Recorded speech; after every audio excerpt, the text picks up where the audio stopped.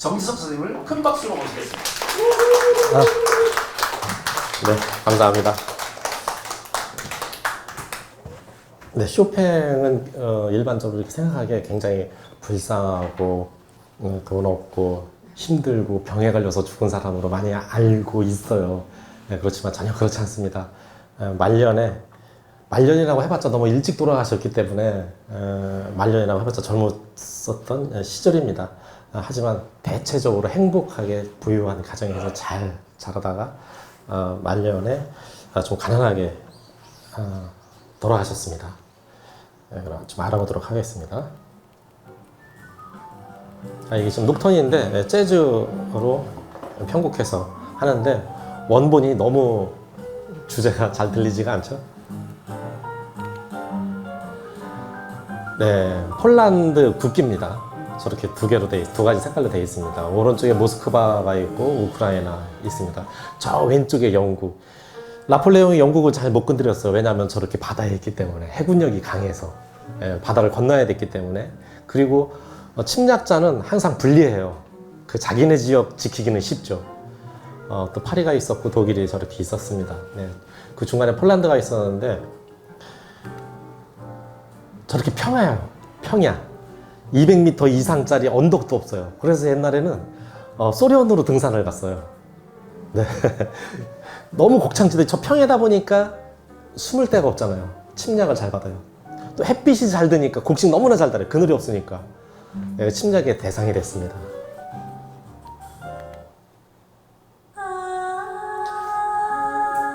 네, 제가 실험적으로 소개할 때 이렇게 음악을 넣는데 좀 이상하네요. 다음부터는 좀 다른 걸로 바꾸도록 해보겠습니다. 나름대로 신경을 썼는데. 네, 이원희 선생님 모시겠습니다. 네, 어떤 노래를 준비하셨는지 한번 설명을 해주세요.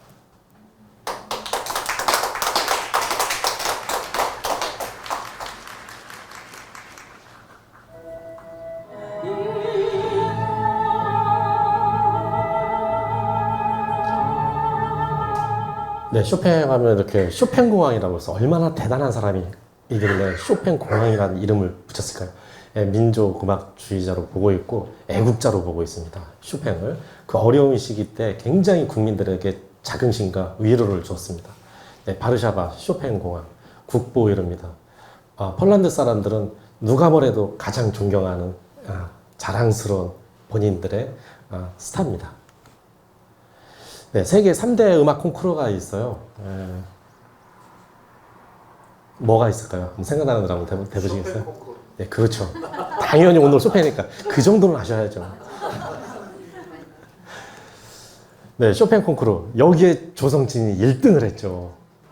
그 1등하는 의미가 달라요. 왜냐하면 매년 하는데 1등을 한 게 아니에요. 쇼팽이 굉장히 오래전 사람도 아니잖아요. 5년에 한 번씩 해요. 5년에 한 번씩 하는데 거기에 조성진이 1등을 한 겁니다. 네. 그리고 쇼팽 콩쿠르를 전 세계 최고로 알아줘요. 퀸 엘리자베스 콩쿠르.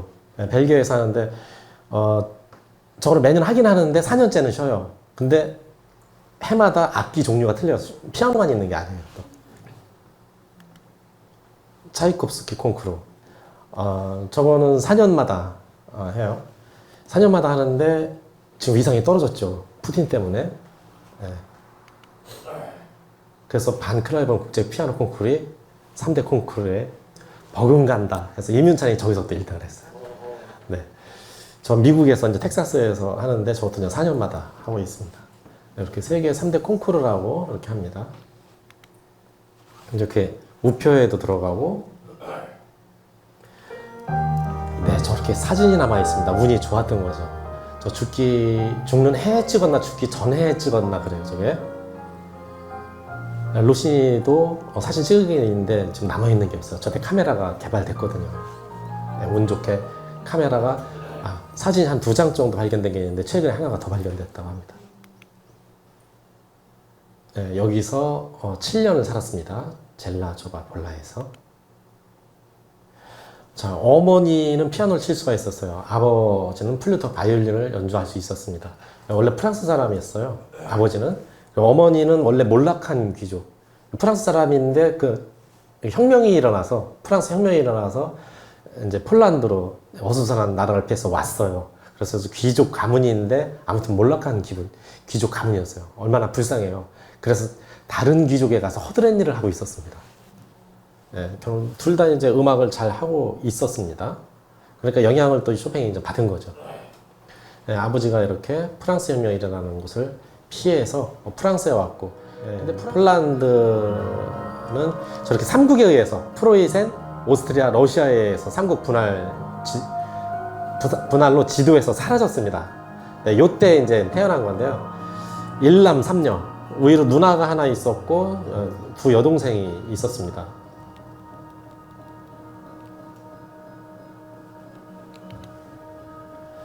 네, 막상 태어났을 때는 조금 괜찮을 때였어요. 그 민주주의의 그런 숨을 조금 쉬고 있을 때. 나폴레옹이 여기서는 폴란드에서는 좋은 사람이에요.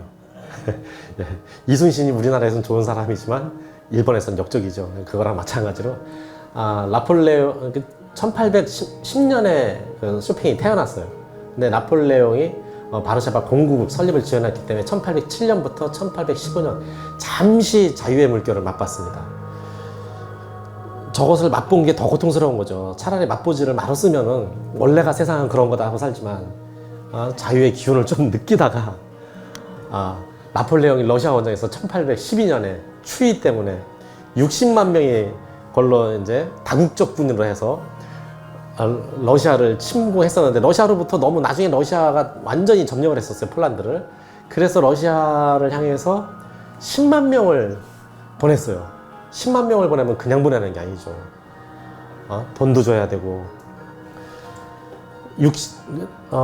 폴란드 인구가 300만 명인데 10만 명을 동참했다. 이거는 국가의 모든 역량을 동원한 겁니다. 반드시 이길 줄 알았어요. 나폴레옹이 져본 적이 없기 때문에. 근데 60만 명이 다 죽었어요. 16,000명 살아서 돌아왔습니다. 네, 어쨌든 1815년 폴란드 왕국으로 러시아 속국이 돼버렸습니다. 네, 저렇게 러시아에서 와갖고 다시 봉기 일어날 때마다 침범하고 이렇게 합니다.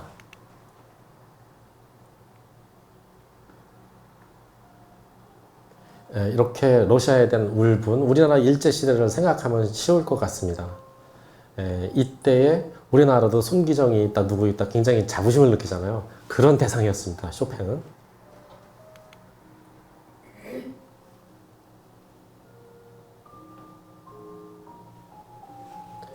네, 처음에는 어머니가 좀 가르쳤고 나중에 이제 누나가 저렇게 가르쳤습니다. 4살 때부터.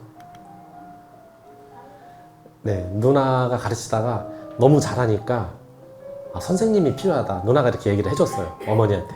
그래서 어머니도 재빨리 선생님을 구합니다. 저 쇼팽 손인가요? 네, 그럴 거예요, 아마. 네, 6살 때 지분이에게 피아노 레슨을 했습니다. 저희 누나 이름이 정지분이었어요. 이게 지분이 이름 들을 때마다 다시 누나가 생각나요. 저희 누나는 미대를 나왔습니다. 그래서 저 음악하는 거를 조금 반기기는 했어요. 같이 예체능을 했기 때문에 집안 식구들이 단결을 해서 음악 못하게 저에게 했었는데, 피아노 레슨을 가르치는데 원래 전공은 바이올린이에요. 그러니까 원래 피아노 전공한 사람을 가르쳐야 되는데 제대로 잘 가르치려고 한 건 아니고 조금 그냥 피아노 잘 치는데 조금 더 잘 칠 수 있게 그 정도 신경만 쓴 겁니다. 아주 굉장한 신경을 쓴 건 아니에요. 전문가 수준이 아니었습니다. 그 당대 리스트는 아주 전문적으로 가르쳤거든요. 네, 쇼팽 금방 선생님을 앞질러 갔습니다. 네, 그 조기 교육이 굉장히 중요하죠. 아버지 어머니가 다 하는 데다가 4살 때부터 가르쳤다. 이건 따놓은 예약이죠, 그냥 인기 예약. 즉흥적으로 곡을 만드는 걸 아주 좋아했어요. 쇼팽이 그린 악보입니다, 어린 시절에. 요거 7살 때 작곡한 겁니다.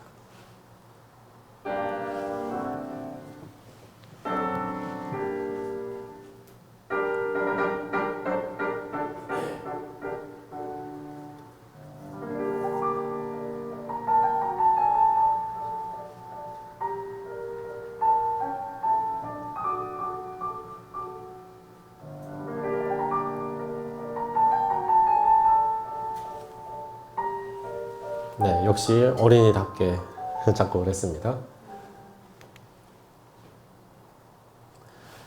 네, 당시에는 교양을 위해서 이제 프랑스어를 가르쳤고, 그다음에 프랑스에서 이분은 교사를 하다 왔기 때문에 귀족들을 주로 또 레슨을 했어요. 그러다 보니까 그 귀족들이 가장 중요한 교육기관 바르샤바 리세움의 교사로 일할 수 있게 소개를 해줬습니다.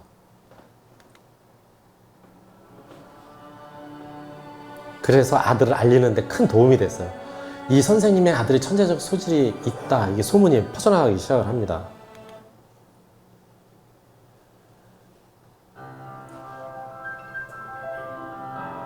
네, 쇼팽의 집은 그 리세움의 같은 궁 안에 있었습니다.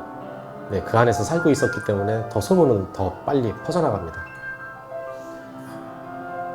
그 신문은 또 대서특필을 합니다. 이런 아이를 기다리고 있었거든요. 지금 흐르는 곡은 쇼팽 에티드 1번. 에티드는 뭐냐면 연습곡입니다. 연습을 위해서 바이엘, 체르니 이런 거 아시죠? 네, 그런 것처럼 바이엘, 체르니에 해당하는 그런 에티드 연습할 수 있는. 그렇지만 쇼팽은 거의 예술적 수준으로 연주 때도 쓸 수 있을 정도로 곡을 아름답게 잘 만들었습니다. 바이엘, 체르니 100번, 그 다음에 30번, 그 다음에 40번, 그 다음에 쇼팽 나가죠. 쇼팽을 치고 리스도 친다. 이제 대학 준비하는 거죠.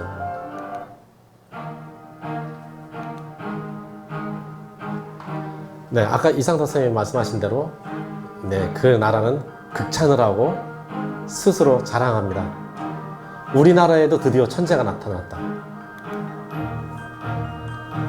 우리나라에도 천재가 나타나고 있다. 다만 알려지지 않았을 뿐이다. 네. 모차르트나 베토벤 이거에 견주어서 우리나라에도 이런 폴란드에도 이런 음악가가 나오고 있다. 자긍심을 느끼기 시작하는 겁니다.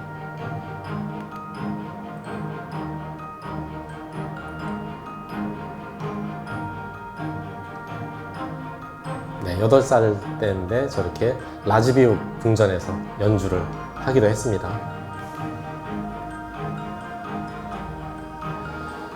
네, 이렇게 신문에서 대서특필하고 시대적인 그런 상황에 등장했기 때문에 굉장히 유명해졌어요. 다른 유명 가문들도 어린 쇼팽을 모셔가기 위해서 줄을 섰습니다. 그 다음에 바르샤바를 방문한 러시아 황제 어머니 앞에서도 연주를 할 수 있었습니다.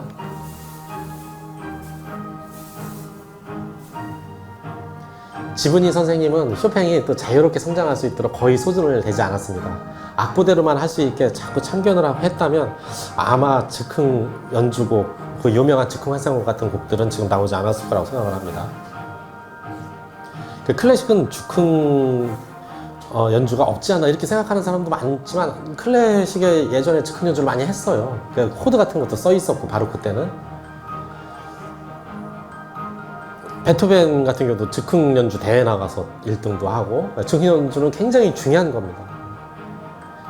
또 이제 작곡의 가장 밑거름이 되기도 하고요. 그렇지만 이제 그게 아카데미화 되면서 아이러니하게 그런 것들이 사라지는 거죠. 사실 카덴자라고 있어요. 그거 즉흥 연주거든요. 근데 그걸 실제로 즉흥 연주하는 사람은 지금은 존재하지 않습니다. 하고 싶지만 하는 능력이 사라졌어요. 가르치는 사람은 가르치고 연주하는 사람은 연주만 하고 그냥 다 분업화됐어요. 작곡하는 사람 작곡만 하고 옛날에는 다 한 사람 했거든요. 네, 이런 사람들은 또 너무 뛰어나기 때문에 스승과 바로 이별을 하죠. 더 가르칠 게 없으니까. 그래서 바르샤바 음악원 입학을 추천합니다. 거기 가서 엘스너라는 그 학교 교장에게 대입법과 작곡을 본격적으로 배웁니다. 네, 화성학하고 대입법 좀 다르죠. 화성학은 높이 쌓는 거, 화성적인 지식이고 대입법은 멜로디를 말하는 겁니다. 2개 이상의 선율을 동시에 진행했을 때 그 아름답게 하는 방법입니다.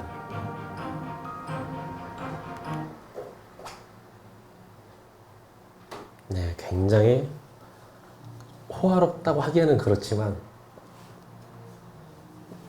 풍요롭고 좋은 곳에서 생활을 했습니다.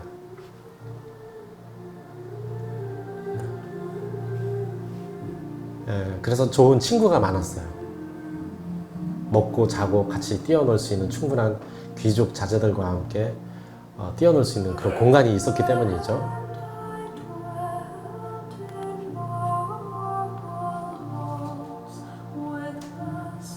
네, 이곳이 쇼팽이 살았던 곳입니다. 3년간 살았습니다. 이곳에서.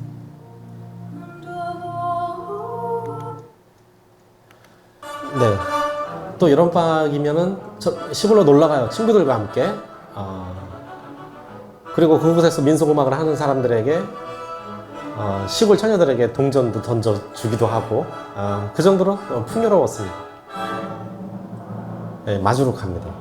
마주룩하는 3박자 춤곡인데 왈츠하고 틀려요. 왈츠는 첫 박자가 강인데 저는 굉장히 막 힘이 넘쳐요. 이 마주룩하는 좀 서민적인 그런 속성이 좀 있습니다. 그리고 두 번째 박자 아니면 세 번째 박자 쿵짝짝 쿵짝짝 굉장히 강합니다. 근데 왈츠는 쿵짝짝 쿵짝짝 이러죠.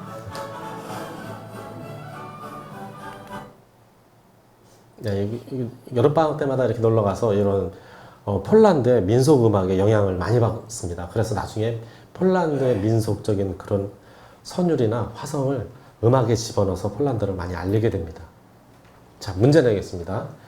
3박자 폴란드 농부의 춤은 무엇일까요? 마주룩하죠. 금방 했잖아요. 이거는 거저먹기 아니야, 거저먹기. 금방. 마주룩하고. 네. 자, 궁정에서 유행했던, 이건 마지막 질문이에요. 왜냐면 하나를 하면 하나는 그냥 나와 끝이니까. 궁정에서 유행했던 폴란드 민속춤. 아, 맞습니다. 폴로네이즈. 저건 좀 우아합니다. 근데 나중에는 그냥 이제 민속적인 춤으로 보고 있습니다. 자, 폴카는 뭐 잘 아시겠지만 빠른 두 박자. 쿵짝, 쿵짝, 쿵짝, 쿵짝. 네, 그거를 폴카라고 합니다. 네, 역시 이상하네요. 다음에는 좀 바꾸도록 하겠습니다. 시그널을. 네, 박수 한번 주시기 바랍니다.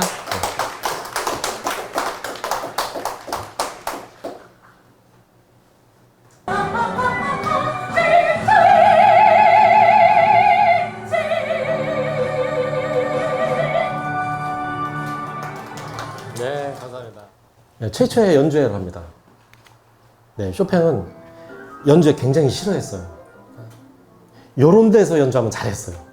작은데, 몇 명만 있는데, 사람 많은데, 그 두려움이나 떨림을 극복하지 못했습니다. 네, 평생에 걸쳐서 30번 정도 이상을 안 했대요, 연주회를.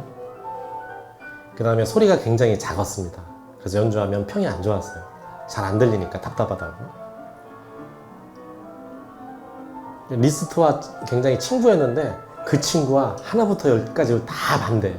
성격이나 생긴 거나 그다음에 음악적 스타일이나. 리스트 같은 경우는 소리가 엄청 컸거든요. 근데 슈만이 음악 평론을 했습니다. 모자를 벗으시오라는 그 유명한 평론을 했어요. 네, 천재가 나왔다는 얘기죠. 근데 쇼팽은 굉장히 싫어했습니다. 저렇게 칭찬해 놓으니까 또 부담스럽죠. 한다라는 거죠. 네, 이게 첫 번째 승곡입니다. 2번. 2번을 먼저 썼어요. 그 다음에 1번 썼고, 출판이 이제 반대로 돼서 그렇습니다.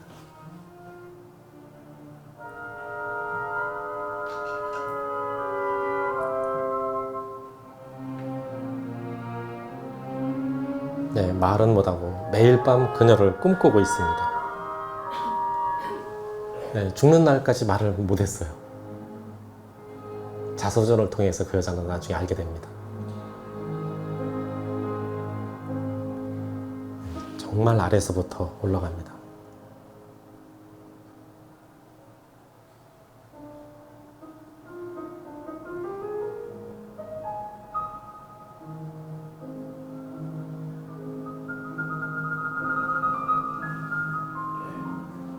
네, 이 주법이 바로 루바트 주법입니다.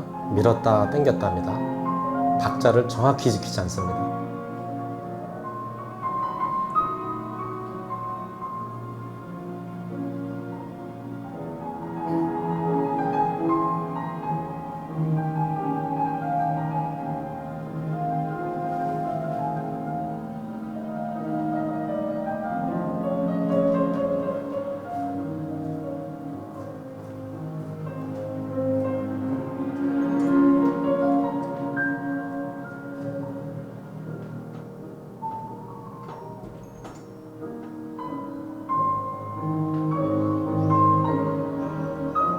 네, 뒤에서 반주하고 있는 저 오케스트라를 잘 몰라서 너무 편곡을 쉽게 했다는 비평을 받기도 합니다. 지금 바이올린은 할 일이 거의 없습니다.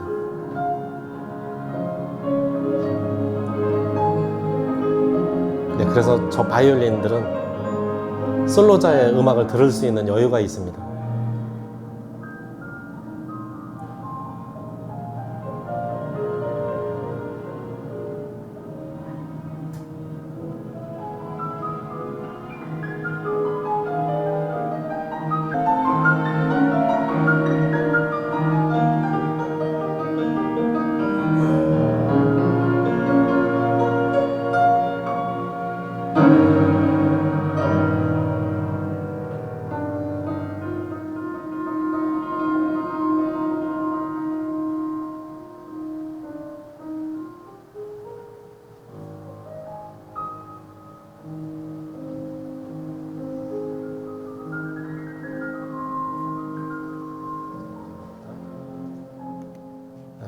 이게 제가 제일 좋아하는 1번 이 악장입니다.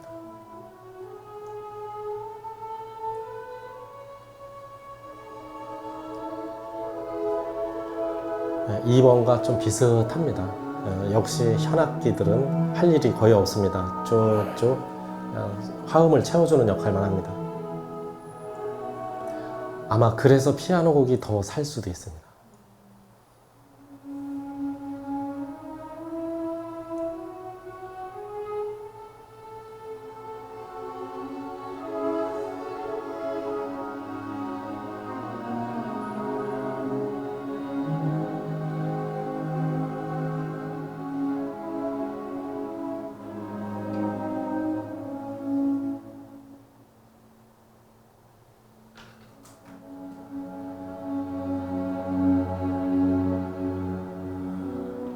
이제 피아노가 나옵니다. 2개를 살며시 내려놓습니다.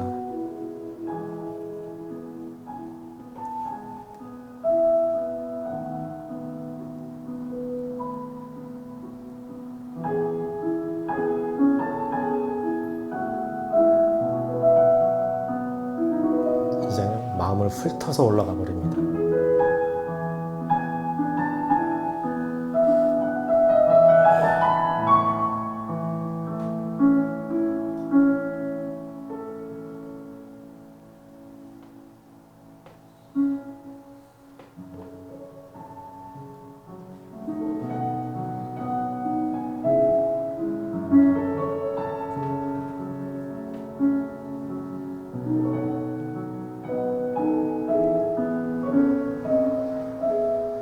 현악기가 잠시 나와요. 다시 한번 더 힘있게 올라갑니다.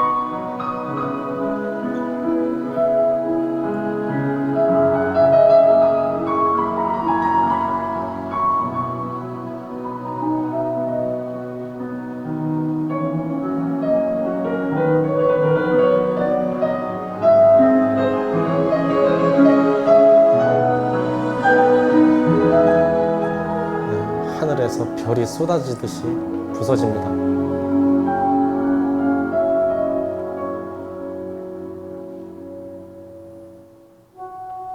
네, 바순이라는 악기가 살짝 나오고 있어요.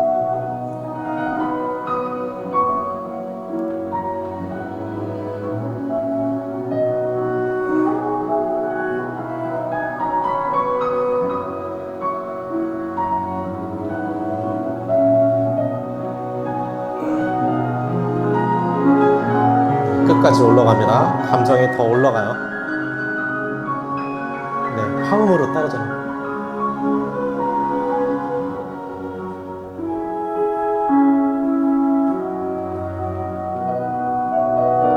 네, 역시 화음으로 진행합니다.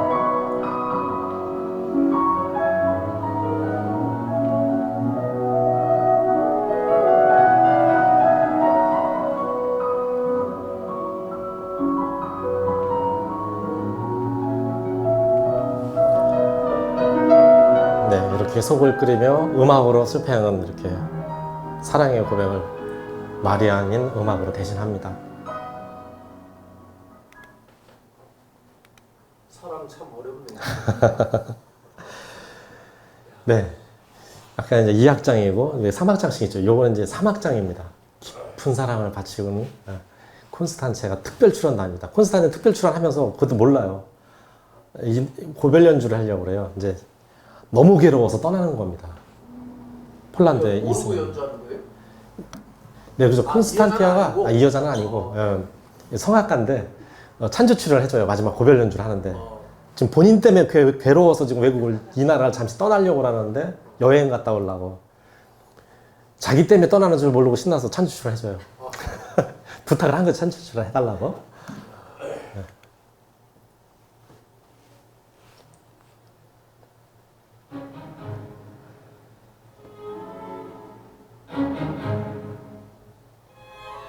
이거는 그냥 3악장일 뿐이지 연관은 없어요. 지금 스토리하고.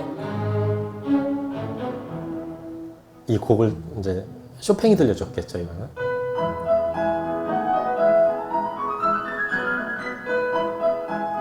이 연주가는 러시아에서 태어난 독일 연주가입니다. 모스크바에서 태어났습니다. 86년도에.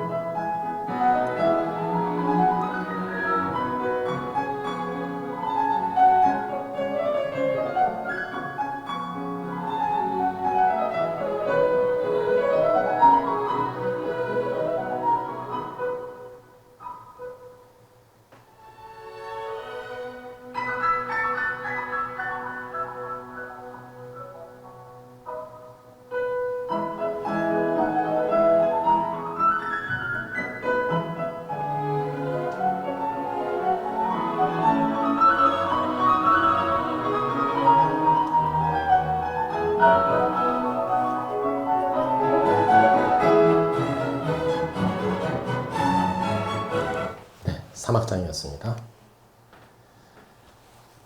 쇼팽의 마음은 그런 밝지 않았습니다. 고백할 수 없는 짝사랑 때문이죠. 고백할 용기도 없었고 감당하기 어려운 고통이었습니다. 그래서 오스트리아 빈을 찾습니다. 잠시 여행을 다녀온다고 갑니다. 그리고 친구들과 파티를 해요. 나 외국 간다고 잠깐 나갔다 온다고. 친구들이 어떻게 알았는지 선물을 줘요. 흙을 갖다가 컵에다 담아가지고 이거 가져가라고. 고국의 땅이라고 생각하고. 뭐 예전에는 많이 그랬죠. 청주서 천안 가면서도 흙 가져가고 그랬던 거 저 생각나요. 이때는 뭐 더 했겠죠. 그런데 이게 쇼팽이 폴란드를 떠나는 마지막이었어요. 이게 친구들도 몰랐고 본인도 몰라요. 아주 손쉽게 떠났는데 이게 고국을 떠나는 마지막입니다. 잠깐 나가 있는 사이에 러시아 제국 지배 반대는 봉기가 일어납니다. 네, 또 의학계에서 보면 1840년 러시아가 여기 진압하러 군인들이 막 오는 바람에 콜레라가 유럽의 전 세계에 또 쫙 퍼졌어요. 또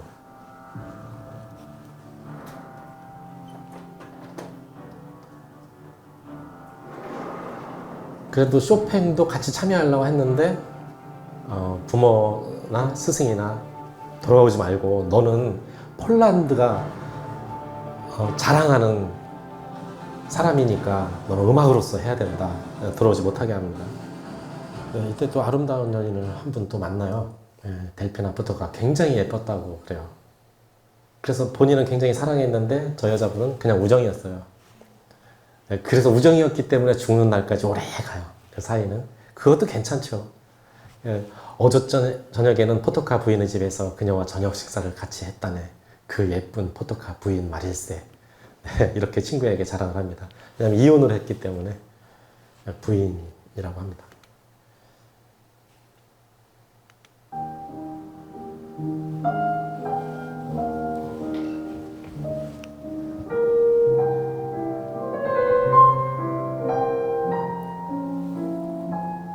네, 그 유명한 녹턴입니다. 우리말을 번역해서 또 야상곡이라고도 해요.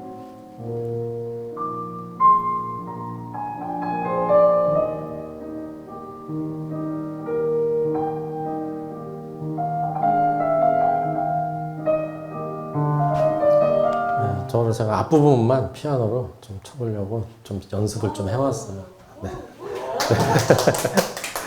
이게 혼자 할 때는 잘 되는데, 제가 레스토랑에서도 이걸 첫 등곡이 이 곡이라 오늘 쇼팽이라. 네, 근데 여러 사람 앞에서 이렇게 치면 또 안 돼요. 강의하다가 하면.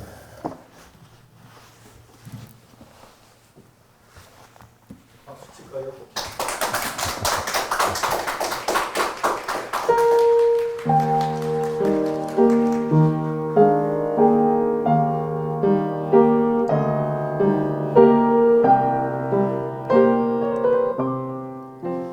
네, 여기 이제 즉흥환상곡. 즉흥환상곡이라 그러니까, 즉흥적으로 그냥 했구나. 그게 아니라, 그런 이제, 즉흥적으로, 원래 이제 재즈하는 사람이 즉흥하는 거는 뭐 A-B 이런 거 없어요. 말 그대로 즉흥을 계속 즉흥적으로 이제 한다고요. 예. 요거는 이제 그런 형식이 좀 있어요. 있으면서 즉흥적으로 이제 보인다는 뜻이죠. 근데 너무 어려워서 즉흥적으로 아무도 못 쳐요. 자기 본인밖에 못 쳐요. 악보 출판도 안 하고 살아있을 때 계속 가슴속에 가지고 다녔대요. 남들이 칠까봐. 한번 들어보겠습니다.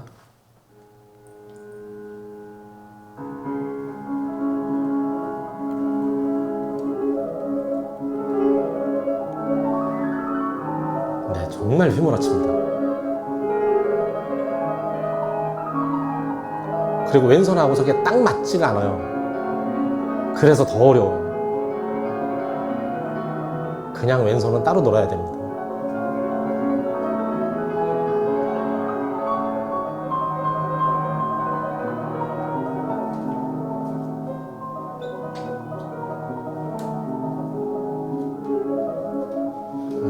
정말 손가락이 안 보입니다. 뭐 두 마디만 한 달을 연습한다고 해도 저는 안 될 겁니다. 아마 이게. 계속 휘몰아치다가 또 힘도 와요, 또.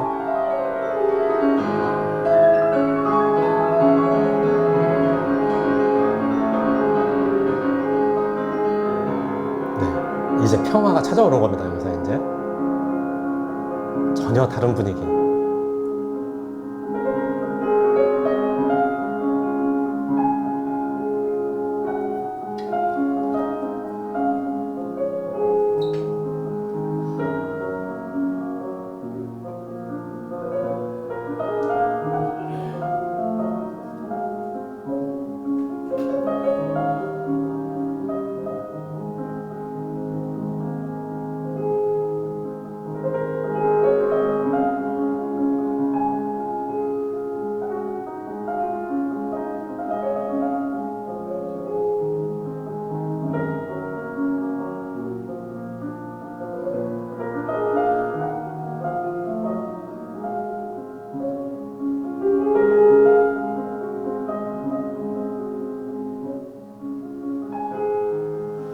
즉흥환상을 올렸습니다. 뭐 파리에서 제일 잘 사는 집에 애들을 가르치고 있으니까 파리에 있는 뭐 귀족, 권력가, 재력가 모든 사람이 다 배우고 싶어 할 거 아니에요. 근데 딱 5시간 됐어요. 한 명당 20프랑. 그럼 20프랑이 얼마냐면 지금 돈으로 환산하면 20만 원에서 30만 원. 그럼 보세요.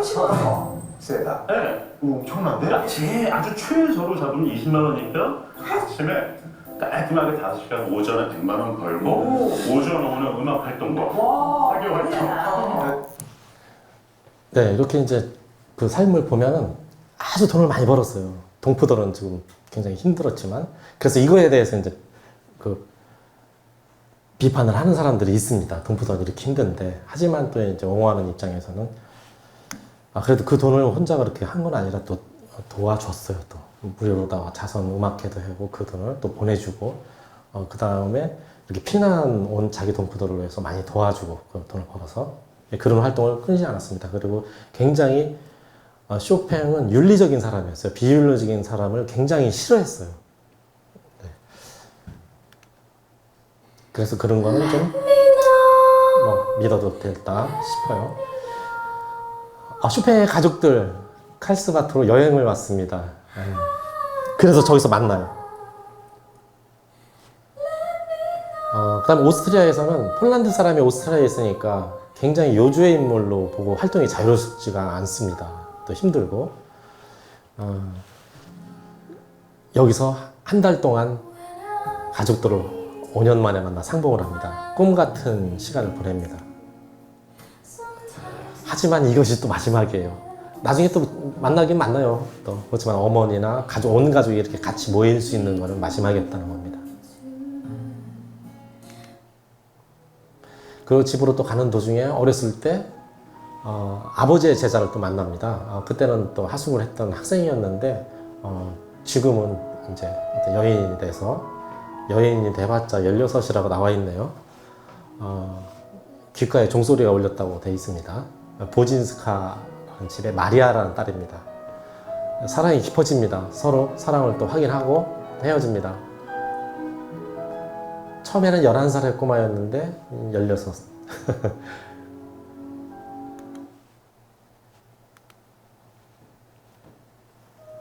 그때 작곡한 곡입니다. 이번에는 혼자 짝사랑이 아닙니다. 여자도 같이 좋아하고 있었습니다.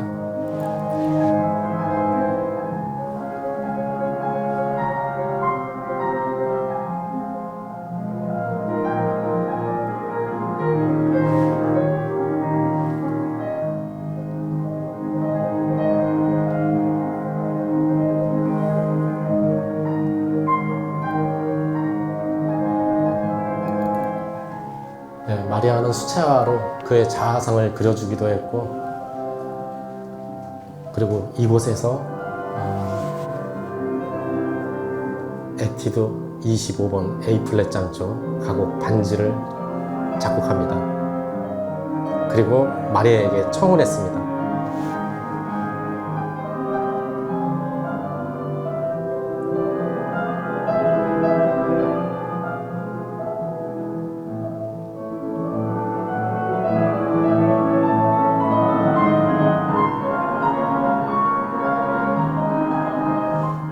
연주자의 표정이 마치 곡을 작곡한 그 배경을 안다는 듯한 표정을 하고 있죠.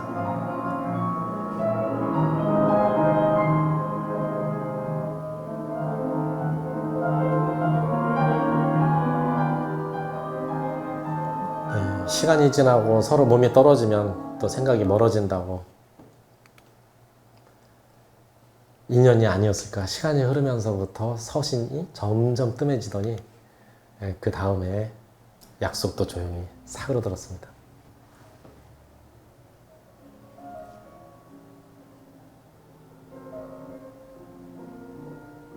그리고 이별 통보가 왔어요. 그 부모님이 쇼팽이 폐결핵이 있는 걸 알았기 때문입니다. 이 글에는 두 가지 내용이 있지만 그것이 좀 지배적인 것 같습니다. 폐결핵은 옮길 수 있기 때문에, 전염병이기 때문에.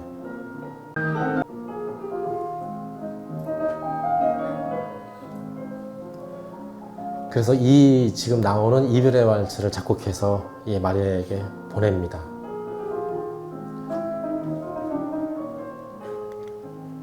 마리아에게 온 것은 그동안 주고받았던 편지 다발로 묶어서, 꾸러미로 묶어서 다시 왔습니다.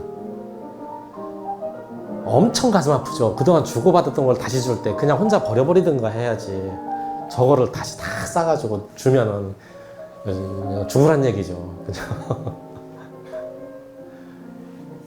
그래서 나의 슬픔이라고 저거 쇼팽이 묶어가지고 쇼팽이 쓴 글입니다. 저 박물관에 지금 있답니다. 저 편지가.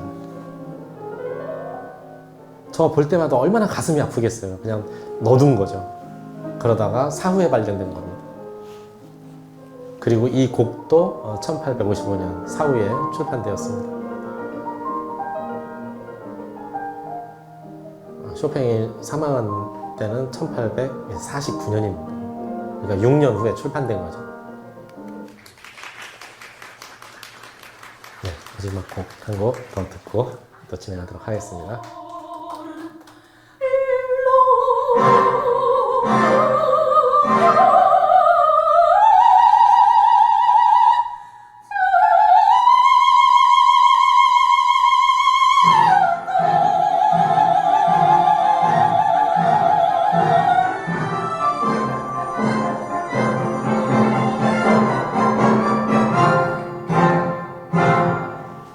네.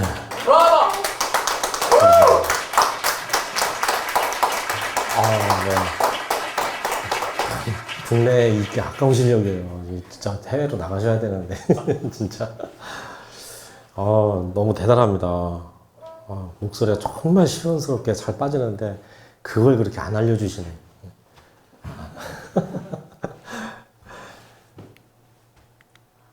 네, 좋은 제자를 키워가지고 그 주법 꼭 알려주시기 바랍니다. 네, 조르주 쌍드를 이제 마리다고 부인이 이제 그 카페를 하고 있었는데 살롱을 하고 있었어요. 거기서 조르주 쌍드를 보게 됩니다. 저 사진 속은 사진이 아니라 그림은 여자답게 하고 온 거예요. 쇼팽을 꼬시려고. 네, 너무 멋있거든요, 쇼팽이. 기도 헌칠하고 매끈하고 거기다가 매너도 좋고 피아노도 잘 쳐. 그렇지만 이제 막 사교계의 발길을 들인 쇼팽입니다. 마리다고가 아니라 저 조르주 쌍드는 앵디아나라는 소설로 유럽의 이미 스타예요. 어마어마한 스타입니다. 거물이고.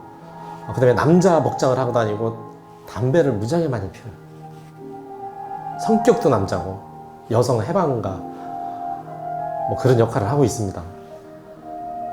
그리고 사귀는 남자가 엄청 많아요. 그런데 이제 리스트가 소개를 시켜줍니다. 여자 좀 만나보라고. 소개를 딱 시켜주니까 여자였어? 뭐 생긴 게 저렇대. 몸집도 크고 그러니까 나 취향이 안 맞아.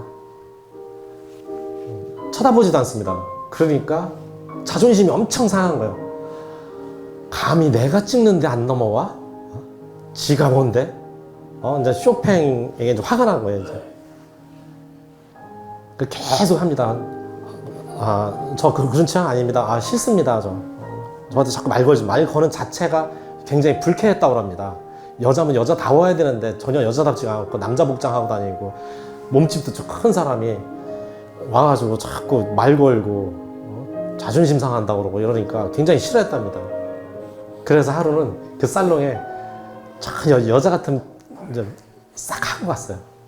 진짜 여자처럼. 그게 이 그림에 있는 저 복장입니다. 남자 옷을 입지 않고. 그래서 마리다고 부인이 하는 그 마리다고 부인은 그때 이제 리스트하고 사귀고 있을 때였거든요.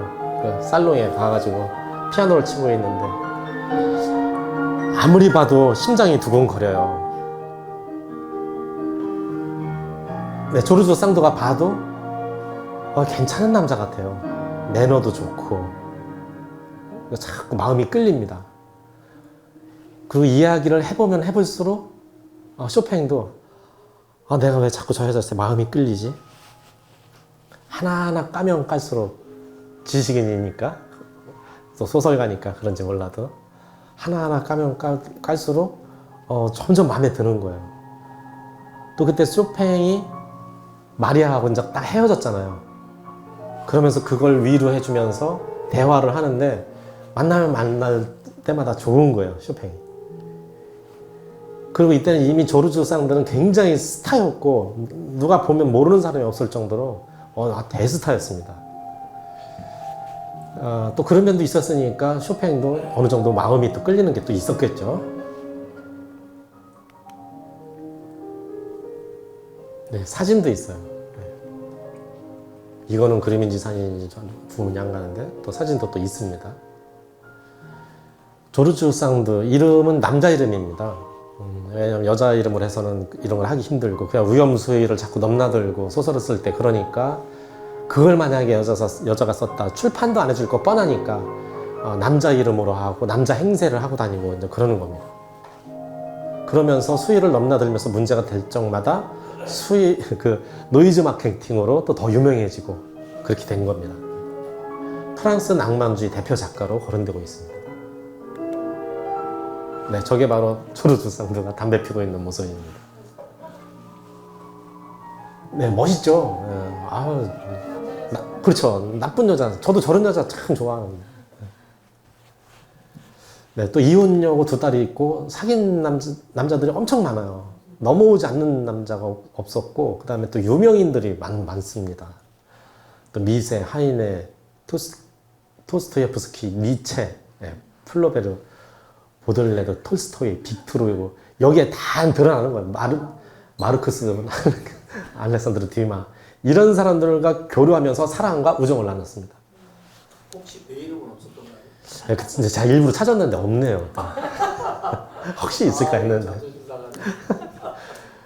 네, 쇼팽과는 정확하게는 9년 동거했다고 합니다. 대략 10년 정도. 네, 이렇게 이제 유명인들끼리 모임을 이제 많이 했어요. 요 사람이 알렉산드르 디마, 빅토르 위고, 이 여자가 조르주 상드입니다. 그리고 파가니니, 로시니, 리스트가 지금 피아노 치고 있는 거예요. 다들 친구들이에요.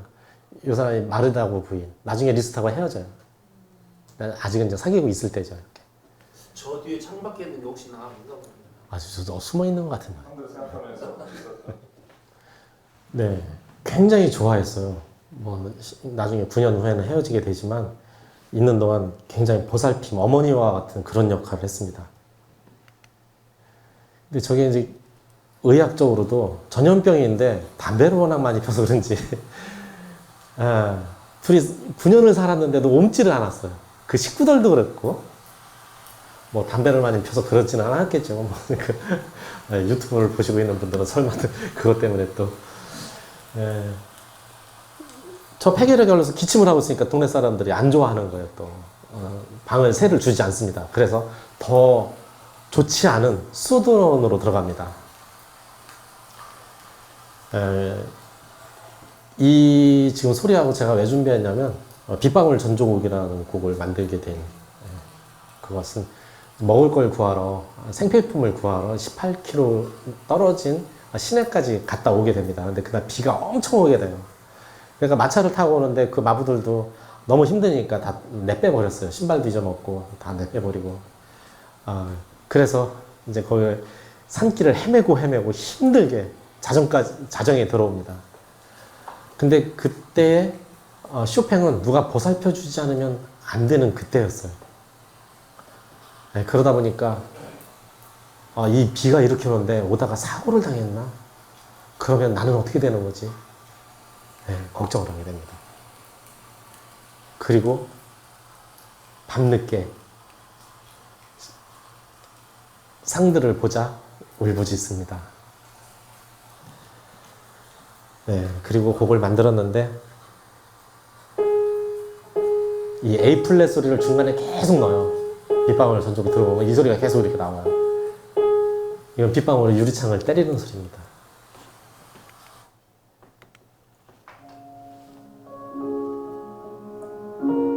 네, 지금 둥둥둥둥둥. 네.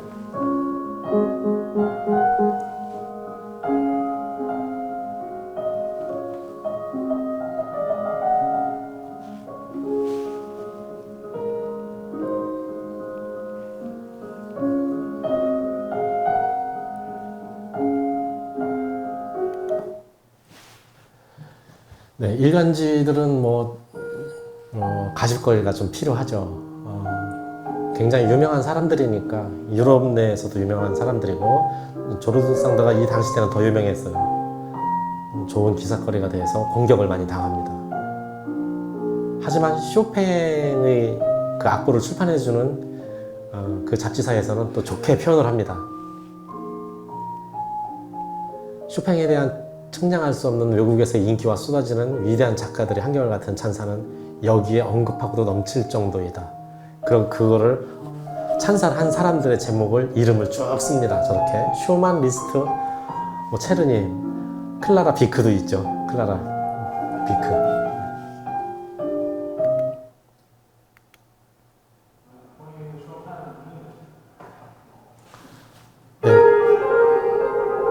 네, 거기 쓰면서 강아지 왈츠곡을 작곡합니다. 이 강아지가 자기 꼬리를 물라고 삥삥삥삥 도는 거 이런 현상이 많아요. 강아지들이. 그걸 연상하면서 작곡한 겁니다. 그 예쁘다는 델피나 백작 부인에게 헌정을 합니다. 아주 친하게 지냈어요. 저 부인하고도.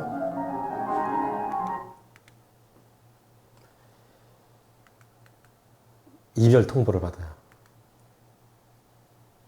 이거는 왜 이별을 했나 정확히는 몰라요. 근데 추측은 이 딸이 있었어요. 딸이 굉장히 이제 쇼팽을 좋아했는데 그 쇼팽이 그 딸 편을 많이 들어줬어요. 또 남자친구하고 막 싸우고 있고 남자친구는 와가지고 빈털털인데 와가지고 좀 도와달라고 막 하고 막 서로 집어던지고 싸우고 엄마는 못 도와준다고 엄마는 또 밀치기도 했어요. 저를 쌍들을. 그런데 나가버리라고 막 하고 했는데 쇼팽은 또 딸 편을 또 들으면서 잘 살아보라고 막 또 마차도 빌려주고 막 그래요. 그것 때문에 나의 딸을 더 좋아하는 거 아닌가 이렇게 이제 오해했을 수도 있다 뭐 이런 의견이 있습니다. 그래서 이 영화에서는 그렇게 결론을 내버려요. 유튜브 가면 볼 수 있어요. 쇼팽의 푸른 노트 무료로다가 볼 수 있게 오래된 거라 그런지 그냥 누르면 나오더라고요. 그래서 제가 조금만 캡처를 해왔습니다. 저 연주가가 지금 저 치는 사람, 저 피아노 진짜 쇼팽이 쳤던 피아노라고 그럽니다. 제가 유튜브 인터넷을 조사를 해봤거든요. 조성진이 1등 할 때 그 심사위원이었대요. 네. 그 호로비츠인가? 또 어떤 영화에서는 지금 생각이 안 나는데 거기서는 손가락만 나오고 대신 대요. 피아니스트라는 영화. 실제로 치고 또 쇼팽의 음악을 엄청 감상할 수 있답니다. 저 영화를 보면.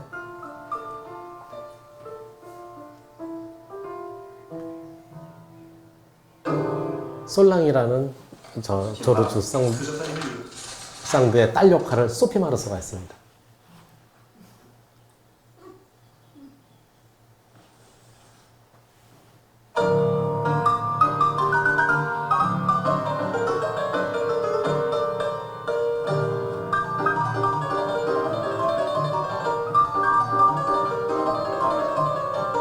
매력을 느끼고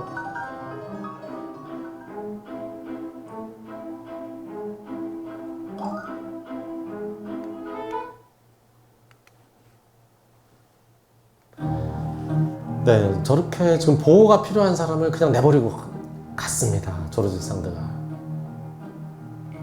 충격에 빠져서 건강은 더 나빠졌고 건강이 나빠졌기 때문에 돈은 지금 더 필요하지만 교습은 줄여야 되고 생활고가 찾아옵니다. 네, 참 암담하죠. 네, 이럴 때. 비발디도 예전에 그랬죠.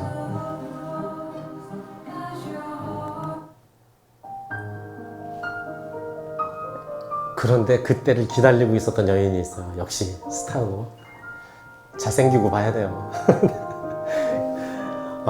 그런데 그 폐결핵도 있고 한데 계속 흠모하고 있었는데 그 무시무시한 조르주 쌍도가 있었기 때문에 사랑을 못했어요. 근데 이 여자도 굉장히 돈이 많은 사람이에요. 가진 게 돈밖에 없는 10대 부모를 모두 여의고 큰 재산을 물려받은 여인입니다. 그리고 30곳 이상의 청혼을 받을 만큼 인기도 많았는데 그걸 거절하고 쇼팽을 찾아와서 고백을 합니다. 그리고 쇼팽을 위해서 연주를 엽니다. 하지만 쇼팽은 마음을 열지 않아요. 아직도 조르주 쌍도만 생각하고 있는 거예요. 처음에 그렇게 싫어하다니 어떻게 된 건지. 무대를 만들어서 열어주고 여러 가지 도와줍니다. 한 번 연주를 했어요. 그리고 이 제인에게 기대어 쓰러졌습니다. 첫 번째 연주를 끝나고 건강이 너무 안 좋아서. 그래서 그 다음 달에 한 번 더 연주를 열기로 했는데 또 집회가 일어나고 혁명이 터집니다. 그래서 다 취소돼요.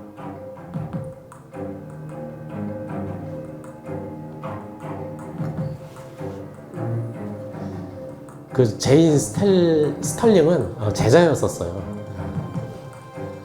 그래서 영국으로 쇼팽을 부릅니다.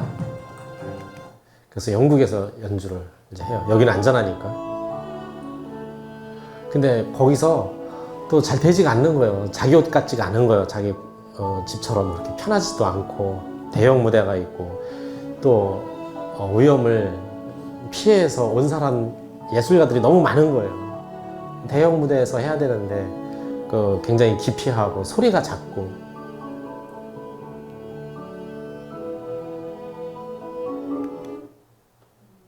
그래서 잘 적응을 못합니다. 또 그렇게 도와주는데도.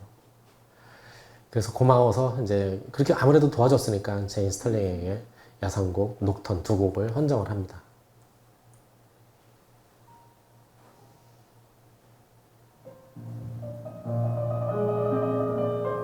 네, 하지만 쇼팽은 마음을 열어주지 않습니다. 사람들은 그럴 거예요. 저 바보 아니야? 짠 거 아니야? 지금 자기 앞을 생각을 해야지. 저 대책도 없이 무조건 안 받으면 또 저 여자가 뭐가 어때서 이렇게 생각하실 수도 있을 거예요. 사실은 도움도 받을 수 있어야 건강한 거죠, 사실은. 그렇지만 저는 쇼팽을 이해를 합니다. 여러 가지로 도와줬습니다. 그렇지만 그 호의에 부담감을 느낍니다. 게다가 쇼팽과 제인이 결혼할 것이라는 소문까지 돌자 쇼팽은 떠나기로 결정을 합니다. 저거 자살 행위죠, 지금. 누군가의 도움이 필요하고 돈이 필요한데 일생을 편안하게 해줄 수 있는 기회가 얼마든지 있었어요.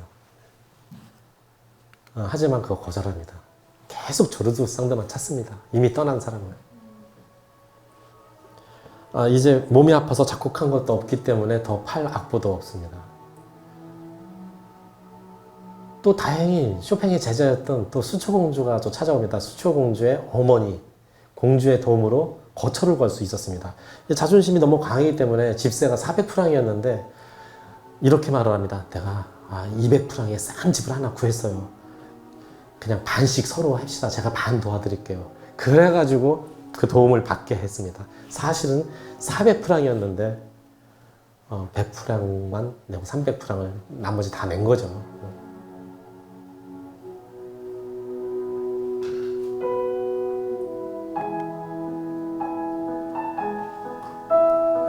거의 남은 시간이 다 온 것 같습니다. 동생 루드비카에게 와달라는 편지를 씁니다. 그리고 마지막 거처가 될 곳으로 이사를 합니다.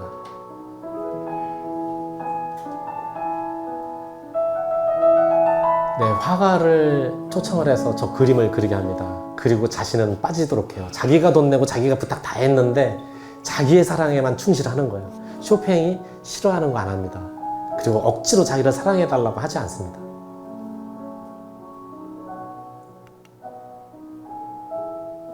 그리고 그 예쁘다던 델피나 포츠카에게 열레프에서 오라고 해서 노래를 부탁합니다.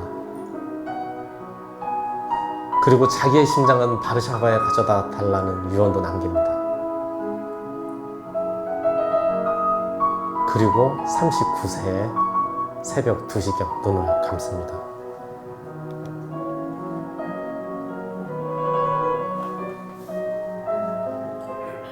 사드는 쇼팽의 임종시 곁에 없었다. 쇼팽의 임종이 가까워지자 쇼팽에게 달려간 여인은 델피나 포토카였다. 한 걸음에 달려온 델피나 포토카를 보고 쇼팽은 이렇게 속삭였다. 바로 이래서 신께서 나를 데리고 가실 시점을 잠시 미루신 모양이요. 당신을 보고 가기를 신이 원하셔서 허락하셨소. 알려진 바와 같이 포토카는 죽음을 눈앞에 둔 쇼팽의 청으로 그에게 핸델의 아리아를 불러주었다. 그 자리에 함께 있었던 리스트는 다음과 같이 증언했다. 그녀의 음성은 운명적으로 음악가의 심장을 떨리게 했다. 지상에서 가장 달콤한 그 소리는 음악가의 귀에서 천사의 서정시의 첫 화음과 합해질 때까지 이별하는 영혼을 수행했다.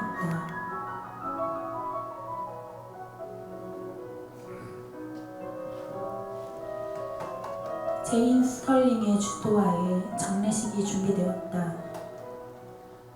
장례식에는 많은 파리의 유명 인사들이 모였고 초청된 사람들이 수천 명이 넘었다. 초대권을 가진 사람만 성당 안에 들어갈 수 있었다. 쇼팽의 발언대로 모차르트의 레퀴엠이 연주됐고 쇼팽이 마요르카에서 완성했던 프렐류드 비단조 OP 28-4, 28-6번도 연주되었다. 상드는 끝내 장례식에 오지 않았다.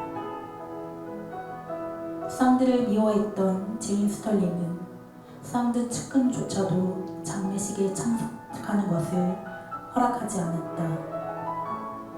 그의 몸은 파리의 페르라세르 묘지에 묻혔고 그가 바르샤바를 떠날 때 가지고 온 은잔의 흙이 뿌려졌다. 그의 심장은 누나 루드비카가 조국 폴란드로 가져와서 바르샤바의 성 십자가 성당에 안치됐다.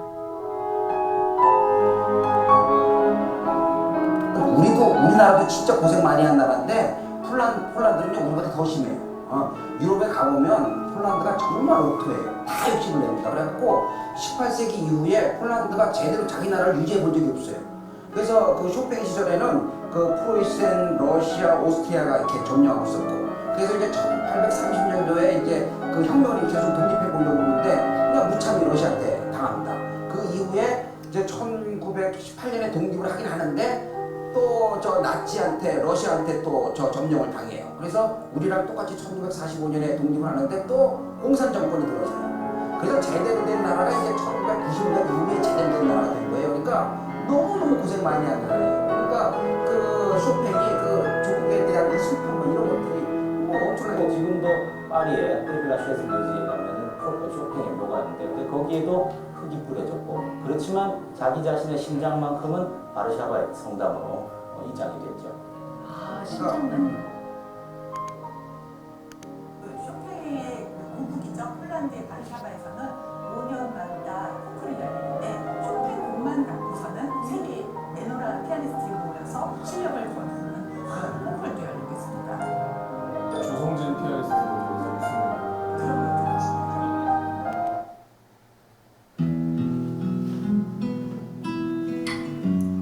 네, 그 친구들에게 받은 그 흙, 나중에 자기 심장은 자기 고국으로 하고 그 나라에서 묻힐 때는 그 친구들의 흙을 관에 뿌렸다고 합니다. 그 흙이 그렇게 쓰일지 그 나라를 처음 떠날 때 아마 몰랐을 겁니다.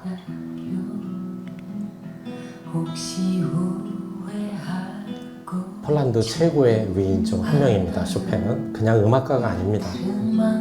그 어려운 시기에 그 나라에게 자긍심을 심어주었던 위인입니다. 조성진이 5년마다 개최하는 그 피아노 콩쿨, 그 쇼팽 피아노 콩쿨은 쇼팽 곡만을 가지고 해야 됩니다. 거기서 1등을 했다는 것은 우리나라 또 쇼팽과 관계가 깊다고 생각을 합니다.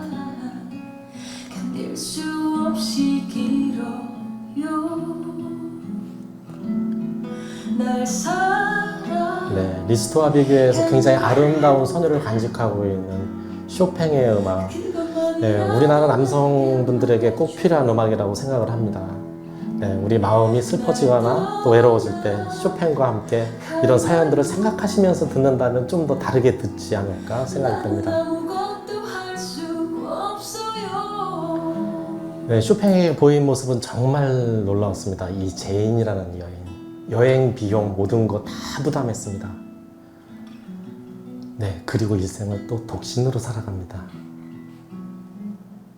그렇게 구애를 했지만 쇼팽은 받아주지 않았습니다.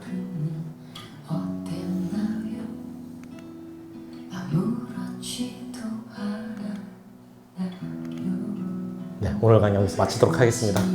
감사합니다.